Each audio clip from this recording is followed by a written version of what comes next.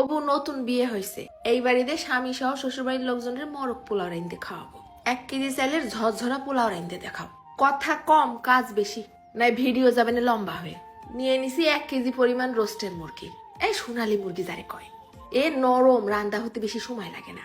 ফার্স্টে আগে খানিকটা নুন দিয়ে কিছুক্ষণ মাখায় রেখে দিলাম, মুরগির মধ্যে নুনটা ঢুকে যাক। এবার দিয়ে দিছি বেশ 10-12টা কাঠবাদাম, আর ওই 10-12টাই কাজু বাদাম। আবার কয়টা দিছি কিশমিশ। গরম পানি দিয়ে ভিজিয়ে রাখলাম 5 মিনিট।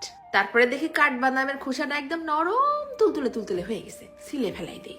এইবার সব একসাথে বাদাম কিশমিশ ব্লেন্ডারের মধ্যে ফেলাই নিয়ে দিয়ে দেবো আবার আগের থেকে করে রাখা মোটখানিক পেঁয়াজ বেরেস্তা। একটুখানি পানি দিয়ে টুকুস করে ব্লেন্ড করে নিছি। এইবার খুব মনোযোগ দিয়ে শোনো বোনটি, নিচ্ছি 1 কেজি পোলাও চাল। এই চালটা তুমি যাতে করেই মাইপে দাও না কেন, হাঁড়ি মগ গিলাস কাপ, ঠিক পানি হবে তার ডবল, মানে 5 কাপ চাল 10 কাপ পানি, সহজ হিসাব। ফার্স্টে আগে চালটা সুন্দর করে ধুয়ে নেব, তারপর 10 মিনিটের জন্য পানিতে ভিজায় রেখে দেবো। 10 মিনিট পর পানি থেকে পানি ঝরায় রেখে দেবো, এবং অবশ্যই কোনো ঝাঁঝরিয়ালা পাত্রে পানি ঝরাতে দিতে হবে। এবার কড়াইয়ের মধ্যে ঘপ ঘপ করে ঢেলে দিলাম সয়াবিন তেল, দিয়ে দিচ্ছি আবার বেশ 2 টেবিল চামচের মতন ঘি, দিলাম আবার মুঠখানিক পেঁয়াজ কুচি আর 2-3টে তেজপাতা, 4-5টা ছোট এলাচ, 2টো বড় এলাচ, আর একটা দারচিনি। ভালো করে আগে পেঁয়াজটা ভাজা ভাজা করে নেব। 4 টেবিল চামচের মতন ফেলাই দিচ্ছি এবার পেঁয়াজ বাটা। ভালো করে পেঁয়াজটা কিন্তু ভুনতে হবে। পেঁয়াজ বাটার পরিমাণ যত বাড়াই দিবা তোমার গ্রেভির পরিমাণ তত বাড়বে। দিলাম আবার 1 চামচ আদা বাটা, 1 চামচ রসুন বাটা। তারপরে ফেলাই দিচ্ছি বেশ স্বাদ অনুযায়ী নুন। এইবার দিচ্ছি 2 চামচের মতন ঘরে বানানো রোস্টের মশলা। তোমাদের মন চাইলে বাজার থেকেও কিনে আনতে পারো। এই গুঁড়ো মশলায় কি কি আছে তা আমি কমেন্টে দিয়ে দিবানে। এইবার ফেলাই দিলাম 1 চামচ ভইরে শুকনো ঝালের গুঁড়ো। ভালো করে নেড়ে চেড়ে মশলাটা কষাই নিয়ে ফেলাই দেবো আবার 3 টেবিল চামচের মতন টক দই। মশলাটা তেল ছাড়া পর্যন্ত ভুনতে হবে না। যেই তেল ছেড়ে দিছে অমনি দিয়ে দেবো কাজু কিশমিশ বাটা। নেড়ে চেড়ে সব মশলা ভোনা ভোনা হয়ে গেলে ওই যে ফার্স্টে নুন মাখায় রাখিলাম না, ওই মুরগিটা আবার ধুয়ে নিতে হবে না কিন্তু।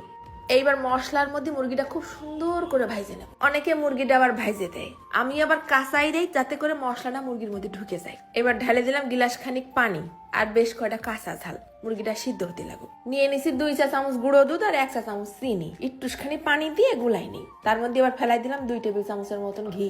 যেই সব পানি শুকোয় মুরগিটা সিদ্ধ হয়ে ভুনা ভুনা হয়ে আইছে, তখনই ঢেলে দেবো ওই গুলানো ঘি আর গুঁড়ো দুধ।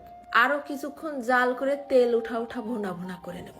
রান্না তো শেষ, মুরগির পিসগুলো এখন কিন্তু মেলা নরম, উঠোয় রাখি। তারপরে মশলাটা আরো কিছুক্ষণ জাল করে নিই। তেল উঠা হয়ে গেলে মোরগ রান্না শেষ। এবার মাইপে মাইপে চালের ডবল পানি 1 কাপ গুঁড়ো দুধ দিয়ে জাল করে নেব। ঢাইলে দিলাম কড়াইয়ের মধ্যে 1 কাপ তেল, আরো খানিকটা ঘি।